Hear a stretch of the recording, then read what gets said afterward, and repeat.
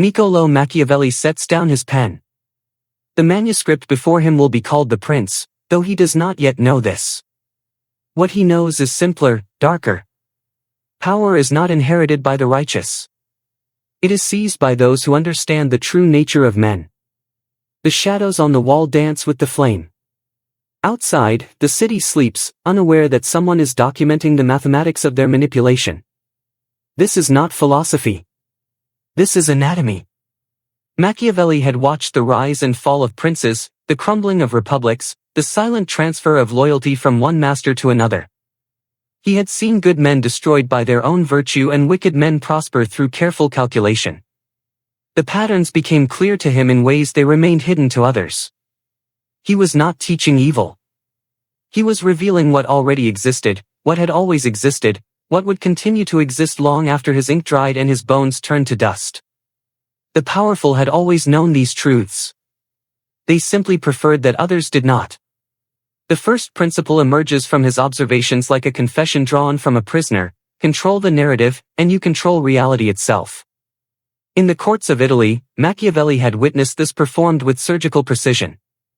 A duke would spread 3 different versions of the same event, each tailored to different audiences, each containing just enough truth to be believable, just enough distortion to serve his purpose.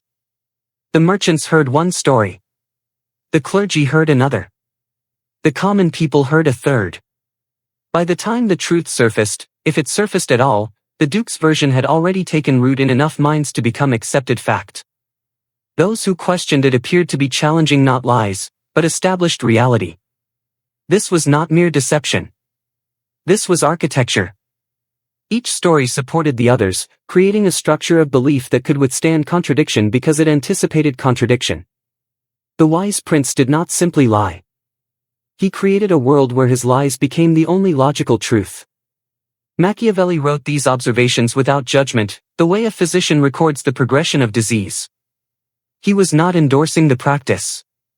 He was acknowledging its effectiveness. The second principle followed naturally from the first: make your enemies destroy themselves through their own reactions. The master manipulator does not attack directly. Direct attack creates martyrs, generates sympathy, reveals intent. Instead, he provokes his enemies into revealing their true nature to those they seek to influence.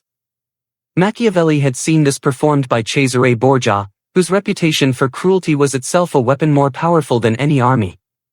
Borgia would allow rumors of his brutality to spread, then behave with calculated restraint. His enemies, expecting violence, would overreact to his mildest actions. Their own fear would drive them to extreme responses that alienated their supporters and justified the very brutality they had anticipated. The enemy became the author of his own destruction. The prince remained clean. This required patience. It required the ability to endure temporary disadvantage for permanent gain. It required understanding that perception often matters more than reality, that being feared for cruelty while acting with restraint is more powerful than being loved for kindness while harboring cruel intentions. The third principle was perhaps the most disturbing to those who clung to notions of honor: exploit the good intentions of others. Virtuous people operate according to predictable patterns. They believe in fairness, reciprocity, the ultimate triumph of right over might.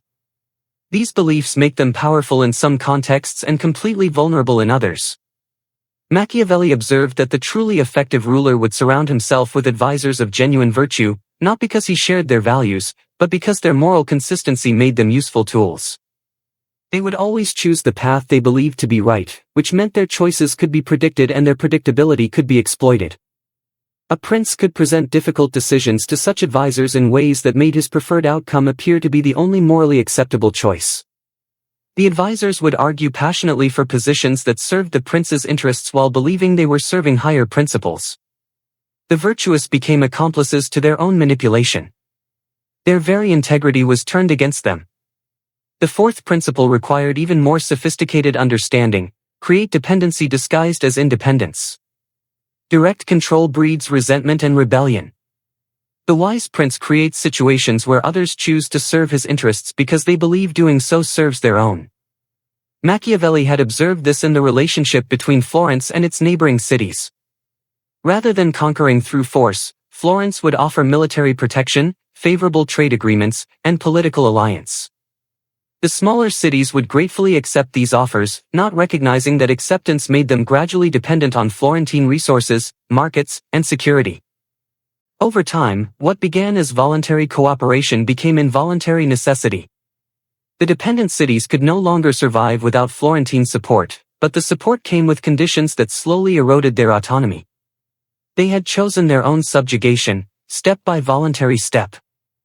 This was conquest without warfare, domination without resistance. The conquered never realized they had been conquered because they had participated in their own subjugation. The fifth principle was observation disguised as engagement, appear to seek counsel while gathering intelligence. The effective prince surrounds himself with advisors, not for their wisdom, but for their knowledge. Every conversation becomes an opportunity to learn what others are thinking, planning, and fearing. Every request for advice becomes a request for others to reveal their priorities, their weaknesses, and their hidden ambitions. Machiavelli understood that people cannot resist the opportunity to demonstrate their intelligence to someone they perceive as powerful. They will reveal far more than they intend when they believe they are impressing rather than informing. The prince asks for opinions on hypothetical situations that mirror real dilemmas he faces. The responses tell him not what he should do, but what his advisors expect him to do, what they hope he will do, and what they fear he might do. This knowledge becomes the foundation for every subsequent interaction. The advisors believe they are helping to shape policy.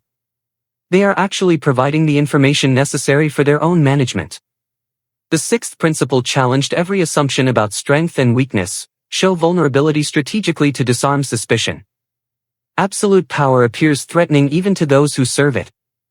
The wise prince occasionally reveals carefully chosen weaknesses, admits to specific limitations, and confesses to particular fears. These admissions serve multiple purposes. They make the prince appear human rather than calculating, which reduces the likelihood that others will constantly guard against manipulation. They provide false targets for those who might seek to exploit perceived weaknesses, directing attention away from genuine vulnerabilities. They create opportunities for others to offer help, which creates debt and obligation. Machiavelli observed that people trust those they believe they understand, and they believe they understand those whose weaknesses they know. The prince who appeared invulnerable was constantly tested by those seeking to discover his limits. The prince who displayed selected vulnerabilities could control what others believed they had discovered. The appearance of weakness, carefully managed, became another form of strength. The seventh principle required the coldest calculation, make others compete for your approval to prevent them from uniting against you. United opposition is the greatest threat to any ruler. The wise prince ensures that his potential enemies expend their energy competing with each other rather than combining their strength against him. This is accomplished by creating a system where advancement, reward, and recognition appear to be distributed according to merit but are actually distributed according to the prince's strategic needs. Those who might otherwise collaborate in opposition instead focus their efforts on outperforming each other. Machiavelli had seen this principle applied in the papal court, where cardinals who shared theological disagreements with papal policy would spend their time undermining each other's influence rather than presenting unified opposition. Their individual ambitions made collective resistance impossible. The prince did not need to defeat his enemies. He needed only to ensure they remained enemies of each other. The eighth principle was perhaps the most psychologically sophisticated, create the illusion of choice while controlling all available options. People will resist open coercion but embrace decisions they believe they have made freely.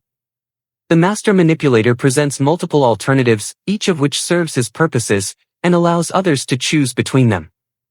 This required extraordinary foresight and planning. Every option presented must genuinely be acceptable to the prince while appearing to represent meaningfully different outcomes to those making the choice. The differences between options must be real enough to create genuine preference but superficial enough that the fundamental outcome remains unchanged.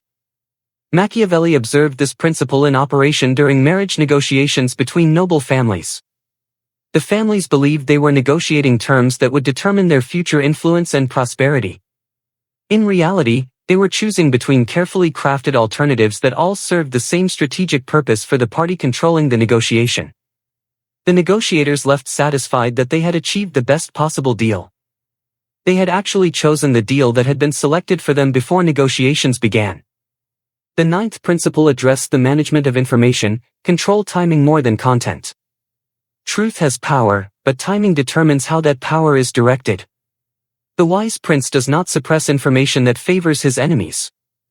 He ensures that such information becomes available at moments when it cannot be effectively used against him. A damaging revelation loses its impact if it emerges simultaneously with information that appears more important or threatening. A scandal becomes irrelevant if it breaks during a crisis that demands immediate attention. An accusation loses credibility if it appears immediately after the accused has performed some notable service. Machiavelli understood that people can absorb only limited amounts of information at any given time, and they prioritize based on immediacy and apparent relevance. Information that might be devastating in isolation becomes insignificant when competing with other claims on attention. The prince did not need to hide the truth. He needed only to ensure that when the truth emerged, it emerged at moments when it would be overshadowed or misunderstood. The 10th and final principle was the most dangerous to implement: become indispensable by solving problems you have created. The master manipulator does not wait for crises to demonstrate his value. He creates manageable problems that allow him to demonstrate his ability to provide solutions. The problems must be real enough to generate genuine concern but controllable enough that he can resolve them when resolution serves his purposes. This principle required the most careful balance. The created problems could not be so severe that they generated more damage than the solutions provided benefit. They could not be so obviously artificial that their origin became apparent. They had to emerge naturally from existing tensions and appear to develop according to their own logic. Machiavelli had observed this principle in the relationship between certain condottieri and the cities that employed them.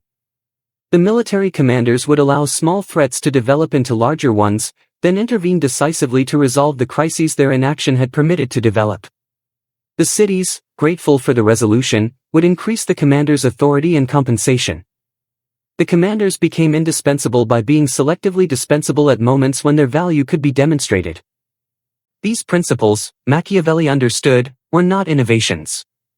They were observations of patterns that had existed since power itself had existed. He was not teaching new forms of manipulation. He was documenting manipulation that was already being practiced by those who understood it intuitively. His contribution was not the creation of these techniques but their systematic analysis and articulation. He had watched the powerful operate and recognized the underlying logic of their actions. He had seen the patterns that connected individual manipulations to broader strategies of control. The powerful had always known these truths. They had simply never written them down. What disturbed Machiavelli's critics was not that he had invented new forms of political calculation. It was that he had made visible the calculations that had always been present but had remained hidden. He had revealed the architecture beneath the performance of power. His observations were accurate. His documentation was precise. His analysis was complete. The princes who read his work found in it confirmation of methods they already employed. Those who aspired to power found in it instructions for techniques they had glimpsed but had never understood systematically. Those who served power found in it explanations for experiences they had endured but had never been able to name. But perhaps most importantly, those who had been subject to these techniques found in Machiavelli's work the knowledge necessary to recognize manipulation when it was being used against them. This was why the prince was dangerous to those in power, even though it appeared to serve their interests. By documenting their methods, Machiavelli had made those methods available to their subjects. By explaining the psychology of political manipulation, he had provided tools for resistance as well as domination. The knowledge worked in both directions. Those who understood Machiavelli's principles could use them to gain power. But they could also use them to avoid being manipulated by others who sought to gain power over them. The same analysis that revealed how to control others also revealed how to recognize when others were attempting to control them. The candle burns lower in the Florentine chamber. The manuscript is complete, though its author cannot know the centuries of controversy it will generate. He believes he has written a manual for princes. He has actually written something far more dangerous, a manual for recognizing princes. The ink dries on observations that cannot be unlearned. The patterns Machiavelli documented cannot be unseen once they have been recognized. The techniques he analyzed cannot be forgotten once they have been understood. Power depends partly on its methods remaining invisible to those over whom it is exercised. Machiavelli made the methods visible. This was his true subversion, not teaching manipulation, but teaching recognition of manipulation. Not creating new forms of control, but providing new forms of awareness that made control more difficult to maintain. The prince was not merely an instruction manual for rulers. It was an early warning system for the ruled.